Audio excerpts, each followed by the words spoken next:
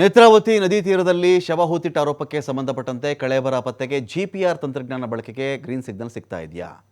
GPR ತಂತ್ರಜ್ಞಾನವನ್ನು ಬಳಸಿ ನೆಲದ ಮೇಲೆ ಅದನ್ನಿಟ್ಟೆ ನೆಲದ ಆಳದಲ್ಲಿ ನೆಲದ ಅಡಿಯಲ್ಲಿ ಏನೆಲ್ಲ ವಸ್ತುಗಳಿದೆ, ಅಸ್ಥಿಪಂಜರ ಇದೆಯಾ, ಕೇಬಲ್ ಹೋಗಿದೆಯಾ, ಏನಾದರೂ ಲೋಹದ ವಸ್ತುಗಳಿದೆಯಾ ಪತ್ತೆ ಹಚ್ಚಬಹುದು.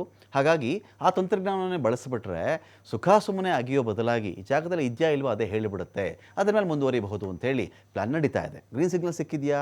ಇಲ್ಲಿವರೆಗೂ ಅಂಥ ಗ್ರೀನ್ ಸಿಗ್ನಲ್ ಸಿಕ್ತಂತೆ ಕಾಣಿಸ್ತಾ ಇಲ್ಲ. 13ನೇ ಸಮಾಧಿ ಶೋಧಕ್ಕಿಂತ ಮುಂಚೆ SIT ಪರಾಮರ್ಶೆ ಮಾಡ್ತಾ ಇದೆ. ಇವತ್ತು SIT ಮುಖ್ಯಸ್ಥ ಪ್ರಣವ್ ಮೊಹಾಂತಿ ಹೈ ವೋಲ್ಟೇಜ್ ಸಭೆ ಮಾಡ್ತಾರೆ.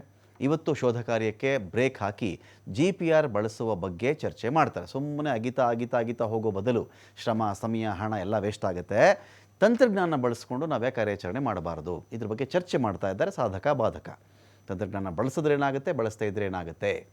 13ನೇ ಪಾಯಿಂಟ್ನಲ್ಲಿ GPR ಬಳಕೆಗೆ ಚಿಂತನೆ ಆಗಿದೆ. ಇಲ್ಲಿ ಬೇರೆಲ್ಲ ಪಾಯಿಂಟ್ಗಳಿಗೆ ಹೋಲಿಸಿದರೆ ಪಾಯಿಂಟ್ 13 ಸವಾಲಿನ ಜಾಗ. ಕಾರಣ ಇದೆ, ಕಳೆದ 10 ವರ್ಷಗಳಲ್ಲಿ ಇದೇ ಜಾಗದಲ್ಲಿ ಬೇಕಾದಷ್ಟು ಬದಲಾವಣೆ ಆಗಿಬಿಟ್ಟಿದೆ. ರಸ್ತೆ ಬಂತ, ಪಕ್ಕದಲ್ಲಿ ಚರಂಡಿ ಬಂತ, ಟ್ರಾನ್ಸ್ಫಾರ್ಮರ್ ಬಂತ, ಈ ಥರದ್ದು ಏನೇನೋ ಅಲ್ಲಿ ಅಗತ್ಯಗಳೆಲ್ಲ ಆಗಿಬಿಟ್ಟಿದೆ ಅಲ್ಲಿ.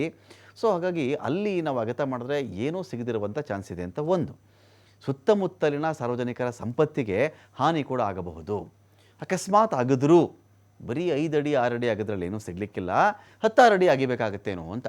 13ನೇ ಪಾಯಿಂಟ್ ಪಕ್ಕದಲ್ಲಿಯೇ ನೇತ್ರಾವತಿ ಅಣೆಕಟ್ಟು ಇದೆ. ಅಣೆಕಟ್ಟಿನ ತಡೆಗೋಡೆಗೆ ಹಾನಿಯಾಗದಂತೆ ಕಾರ್ಯಾಚರಣೆ ಆಗಬೇಕು. ಇದರೊಂದಿಗೆ ಪಕ್ಕದಲ್ಲೇ ವಿದ್ಯುತ್ ಟ್ರಾನ್ಸ್ಫಾರ್ಮರ್ ಇದೆ, ಬೀದಿ ದೀಪಗಳು ಇವೆ. ಹೀಗಾಗಿ GPR ಬಳಕೆಯ ಬಗ್ಗೆ ತಜ್ಞರು, ಅಧಿಕಾರಿಗಳೊಂದಿಗೆ ಪ್ರಣವ್ ಮೊಹಾಂತಿ ಸಭೆ ಮಾಡ್ತಾ ಇದ್ದಾರೆ. ಪರಾಮರ್ಶೆ ಆಧಾರದಲ್ಲಿ ಸರ್ಕಾರದ ಮುಂದೆ SIT ಇದನ್ನು ಪ್ರಸ್ತಾವನೆ ಇಡಬಹುದು.